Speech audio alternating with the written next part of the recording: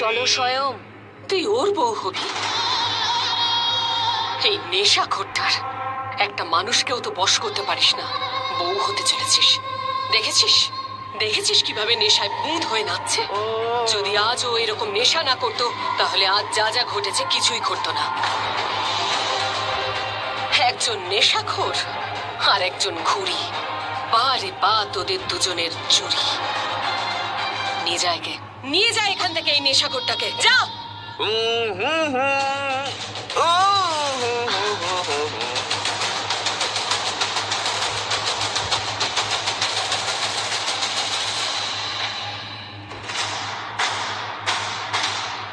ইরাবতী, মাথা ঠান্ডা কর। আরে অন্য সবাইকে বশ করার আগে নিজেকে বশ করতে শেখ।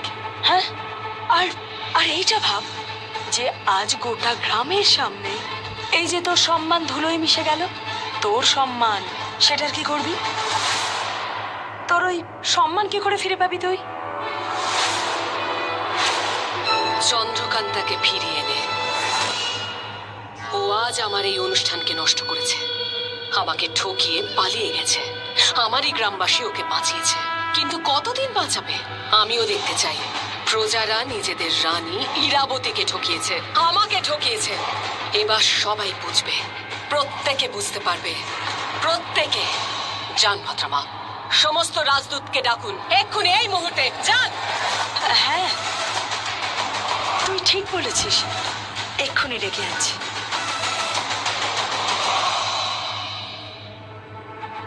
আচ্ছা, ও রাজদূতেদের কেন ডাকছে?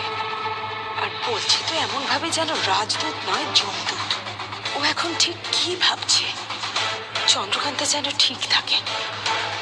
হঠাৎ করে ওর কি হলো যে ও এই শত্রু মহলে অজ্ঞান হয়ে গেল?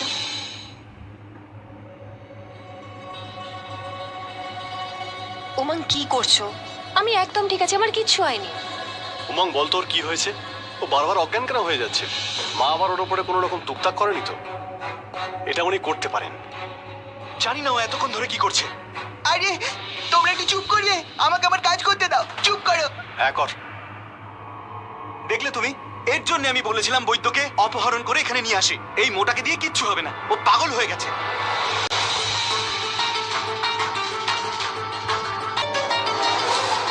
উমং, আমি একদম ঠিক আছি, তুমি কি করছো? এই নাও চন্দ্রকান্তা।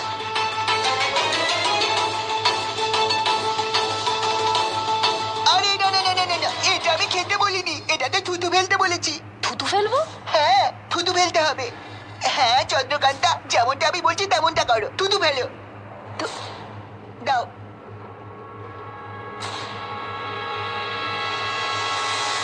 কি হয়েছে বল আমাকে, কিছু বুঝতে পারলি? ধীর, আমি জানি আমার কিচ্ছু হয়নি, আমি একদম ঠিক আছি। তুমি একদম চুপ করো, বকো না। আমি ওকে বকছি না, তুমি সুস্থ নেই। কিচ্ছু হয়নি আরে আমার। তোমরা চুপ করলে তো আমি কিছু একটা বলতে পারবো। সবাই চুপ করে আছে, বল কি হয়েছে? আরে বলবি তো। জানো, চন্দ্রকান্তা পুরো সুস্থ। শুধু সুস্থ নয়, খুব ভালো আছে। ভালো নয় শুধু, ভীষণ ভালো আছে। দেখলে তো, আমি বলেছিলাম আমি ঠিক আছি, আমার কিচ্ছু হয়নি। এই উমং না, আজকে আমি ভীষণ খুশি, তোমাকে বোঝাতে পারবো না। তুমি অজ্ঞান হয়ে গেছো বলে আমি কতটা খুশি হয়েছি। অজ্ঞান হয়ে গেছিলাম বলে তুমি খুশি হয়েছো? হ্যাঁ চন্দ্রকান্তা, আমি বলছি তোমার আরো কিছুক্ষণ অজ্ঞান হয়ে থাকা উচিত ছিল। অনেকক্ষণ কেন অজ্ঞান থাকলো না? আরে ও কি পাগল হয়ে গেছে নাকি? উমং, ওর কি হয়েছে? আরে এখনো হয়নি, হতে চলেছে, খুব তাড়াতাড়ি হতে চলেছে। কি হতে চলেছে? ধীর, তোমার আর চন্দ্রকান্তার সন্তান আসতে চলেছে। চন্দ্রকান্তা মা হতে চলেছে। হ্যাঁ ধীর, দেখো, চন্দ্রকান্তা যখন ওটার মধ্যে থুতু ফেলেছে তখন ওটার রং বদলে গেছে। তার মানে এটা হলো যে চন্দ্রকান্তার গর্ভে একটা নতুন জীবন বড় হচ্ছে। চন্দ্রকান্তা, তোমায় অনেক অভিনন্দন। অভিনন্দন ধীর, তুমি বাবা হতে চলেছ। অভিনন্দন ধীর। চন্দ্রকান্তা, অভিনন্দন। আমি খুব খুশি। ধন্যবাদ মা। তুমি আমার সঙ্গে আরে এসো। কোথায়? আমি এখন চন্দ্রকান্তাকে অভিনন্দন পরে কথা জানাবো। হবে। আরে এসো। একটু দাঁড়াও। আরে মেয়ে, তাড়াতাড়ি চলো।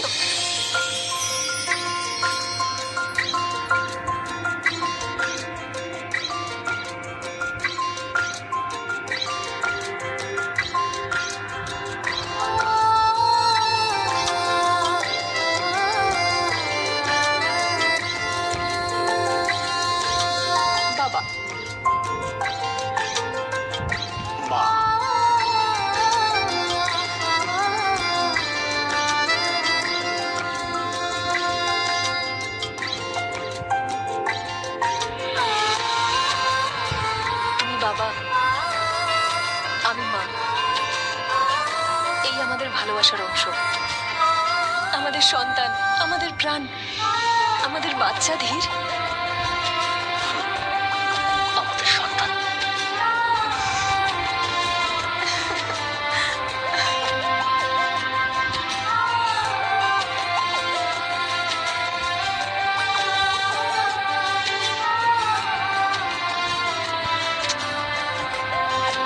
তুমি কিন্তু জানো না,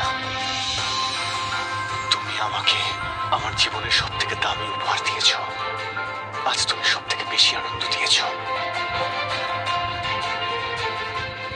বুঝতে পেরেছো? কি করছো কি? কেন? ছাড়ো। আমি কি করছি? নিজের স্ত্রীকে আদর করছি আমি। হ্যাঁ, কিন্তু এখন কেউ দেখার জন্য চলে এসেছে। তো তাকে আসতে দাও। আমি তো নিজেই চাই ও তাড়াতাড়ি আসুক। চলে আসবে, তখন দেখো তোমাকে আঙুলের ডগায় নাচাবে। যদি এই মুহূর্তটা খুব তাড়াতাড়ি আসতো, যদি যদি আমার সন্তান আমায় আঙুলের ডগায় নাচাতো, কিন্তু হ্যাঁ, আমার সন্তান যদি ওর ইশারায় আমাকে নাচাতে চায়, তাহলে ওকে শক্তিশালী, হৃষ্টপুষ্ট, মানে একদম আমার মতো হতে হবে। হ্যাঁ, আর তার জন্য আমার এটা মনে হচ্ছে যে তার জন্য তোমার বিশ্রাম নেওয়াটা খুব প্রয়োজন। আর খুব বেশিক্ষণ তুমি এইভাবে দাঁড়িয়ে থাকতে পারো না। বসো, এসো আমার কোলে বসো।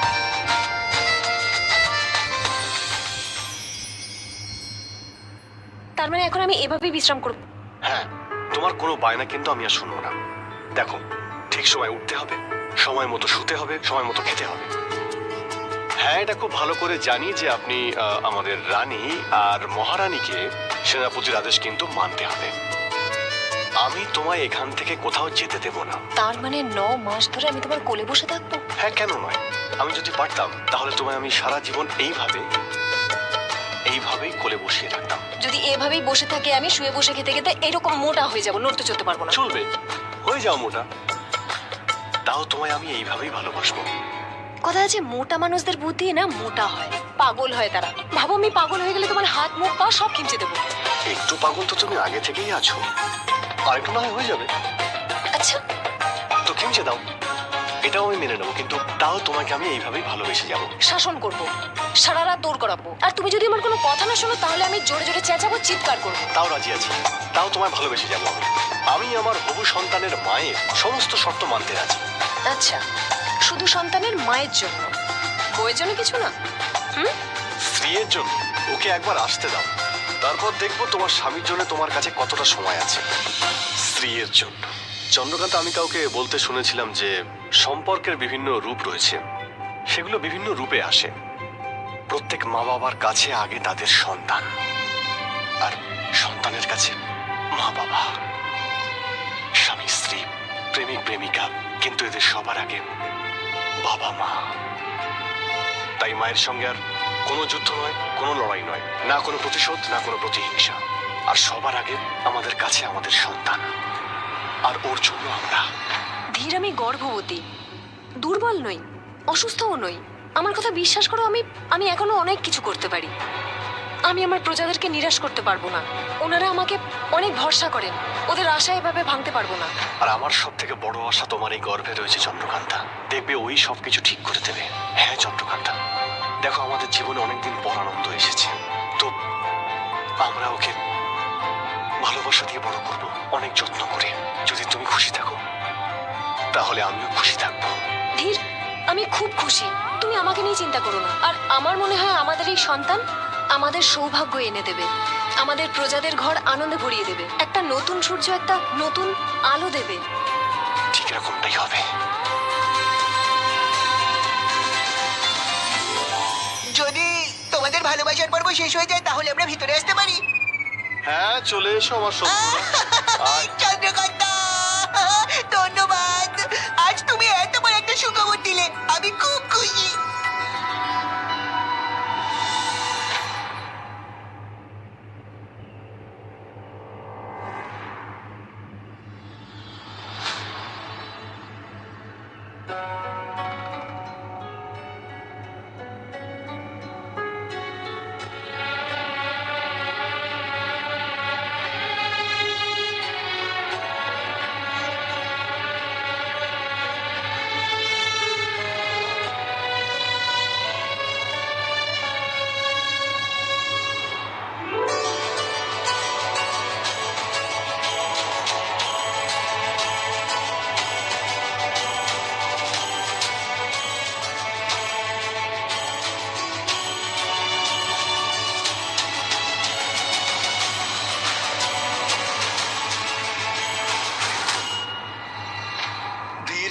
বাইরে এত ঠান্ডা, তুমি এত রাতে এই বাইরে কি করছো?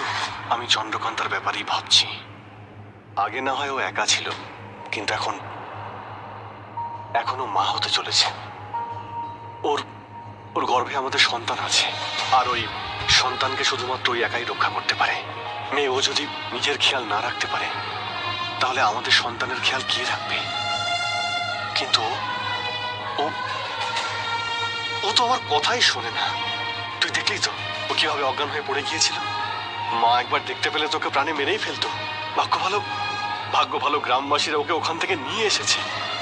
বলছে মায়ের সঙ্গে লড়বে, কিন্তু মেঘ চন্দ্রকান্তাকে বারবার কে বাঁচাবে? তুমি একদম চিন্তা করো না ধীর, আমরা কোনো না কোনো উপায় বের করেই নেব। আর যদি কালকের কথা বলো, কালকের জন্য আমাদের কাছে একটা উপায় আছে। কি?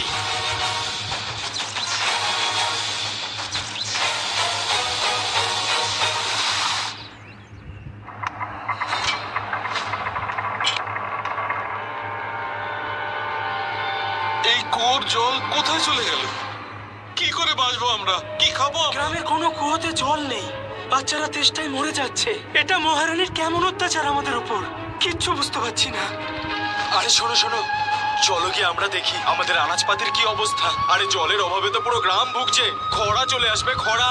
চলো গিয়ে আনাজ দেখি, চলো চলো চলো চলো চলো চলো।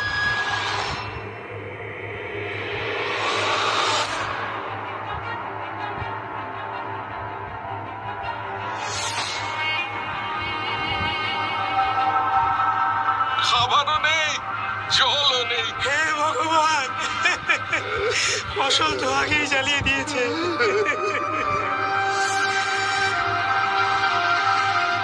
বাচ্চাদের কি খাওয়াবো এখন আমি? শোনো গ্রামবাসীরা,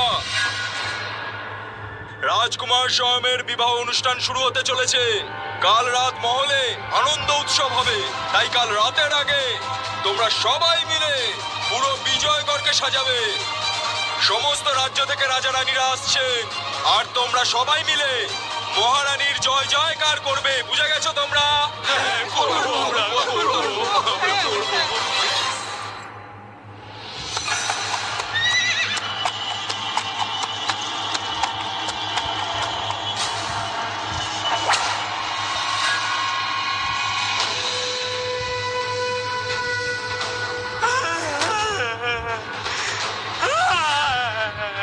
না না না, আমাকে ক্ষমা করে দাও, আমাকে ক্ষমা করে দাও।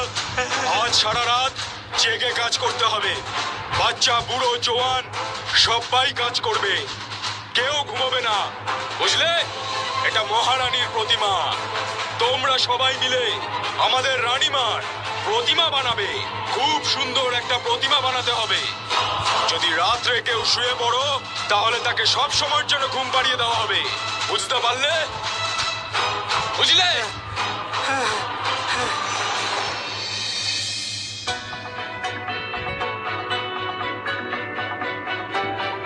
দাঁড়াও দাঁড়াও দাঁড়াও, উমং, এসব কি করছো? আপনার উমং, আপনার সেবক আজ থেকে আপনাকে সেবা করবার জন্য প্রস্তুত আছে রানীমা। রানীমা খুশি হয়েছে। এসো, এই নাও। উমং সাহেব, আজকে জল খাবারে কি আছে?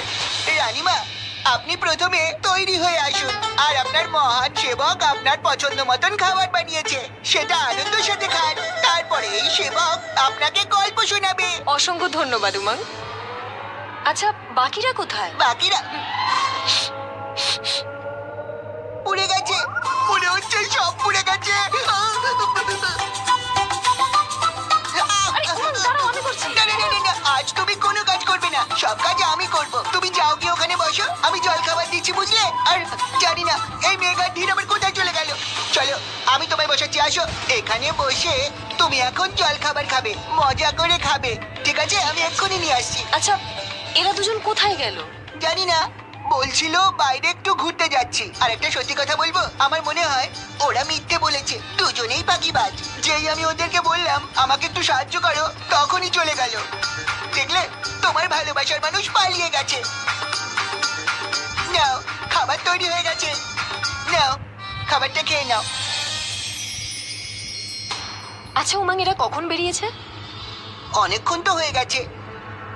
এক প্রহর কেটে গেল তো এখনো ফিরলো না। হ্যাঁ, উমাং আমি গিয়ে দেখছি। না না না না না, বসো। দেখো, তুমি একদম বাইরে যাবে না। ধীরকে আমি কথা দিয়েছি যে তোমাকে আমি একদম বাইরে যেতে দেবো না। আর এমনিতেও চন্দ্রকান্তা, এই ঘরের বাইরে তুমি বেরোলে বিপদে পড়তে পারো। তাই বলছি তুমি বাইরে যেও না, ঠিক আছে?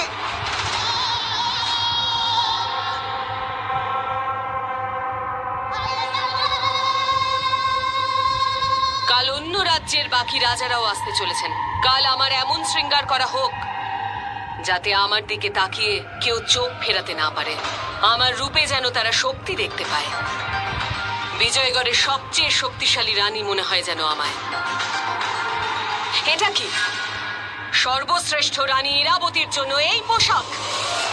আমি এতগুলো পোশাক ফেলে দিয়েছি, তোমরা কি এখনো পর্যন্ত বুঝতে পারছো না যে আমার কি রকম পোশাক পছন্দ? হ্যাঁ, এগুলো কি রকম পোশাক? আরে সব এগুলো কি? কখনো এটা, কখনো ওটা। না, আমি এসব হার চাই না। আমার সেই হার চাই যার চমক দূর থেকে দেখা যাবে, অন্ধরাও দেখতে পাবে।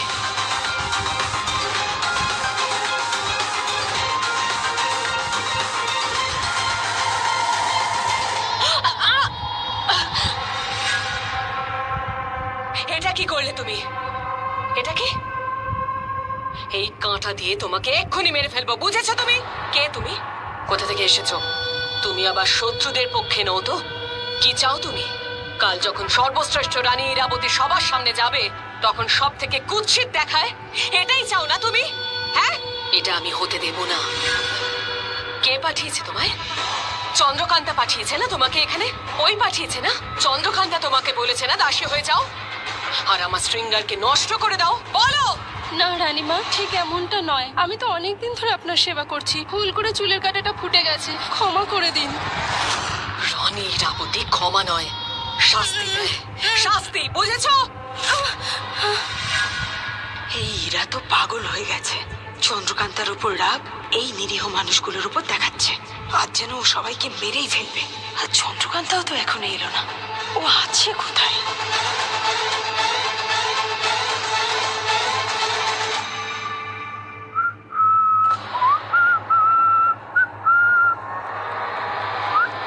এই ভদ্রা,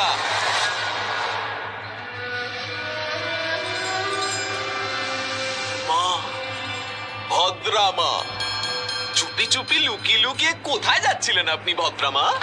এখানে তো কালকের রাজসভার জন্য মার মুকুট সাজগোজের ব্যবস্থা হচ্ছে, আর আপনি লুকিয়ে লুকিয়ে চুপি চুপি পালিয়ে যাচ্ছিলেন। না না না, এটা ঠিক না ভদ্রা মা, এটা একদম ঠিক না। আপনি তো মার কাছের মানুষ, মার একদম প্রাণের মানুষ। আরে আপনি তো ভদ্রা। ভদ্রা, আরে আপনার এই রাজকুমারের বিয়ে হবে, আর তাও আপনার ভাইজির সঙ্গে। আর এই এই এগুলো কিরকম সব পোশাক পরে থাকেন আপনি? দেখে মনে হয় যেন সারা জীবন এই পোশাকগুলোই পরে আছেন আপনি। স্নান টানও তো করেন না। এরকম ভাবে থাকলে হয়? এখানে বিয়ের আয়োজন চলছে, যান গিয়ে ভালো করে সেজে গুজে আসুন আর নতুন পোশাকও পরে আসুন, যান। আরে ভদ্রামা, সাপেরাও কিছুদিন পর পর নিজেদের খোলস পাল্টায়, কিন্তু ভদ্রা ভদ্রা কখনো নিজের পোশাক পাল্টায় না। আরে প্রতিদিন সেই একই পোশাক, সেই একই চেহারা, আর তাও কুৎসিত। আপনি এক কাজ করুন, আপনি যান, স্নান টান করে একটু পরিষ্কার পোশাক পরে আসুন, যান। নয়তো রাজ দরবারে সবার সামনে আমার নাক কাটা যাবে, যান। ভদ্রমা, ওকে বলে দিন যাতে ও এখান থেকে চলে যায়। মায়ের সঙ্গে দেখা করার সময় এতক্ষণে পেল? কাল এত বড় ঘটনা ঘটে গেল এখানে, আর বিজয়গড়ের হবু রাজকুমার নেশায় চুর হয়ে পড়েছিল। না মা, না মা, মা রাগ করো না মা। তুমি তো খুব ভালো করেই জানো মা যে আমার শুধু তিনটেই দুর্বলতা, আর যখন আমি সেগুলো দেখি না মা, আমি আর কিচ্ছু দেখতে পাই না।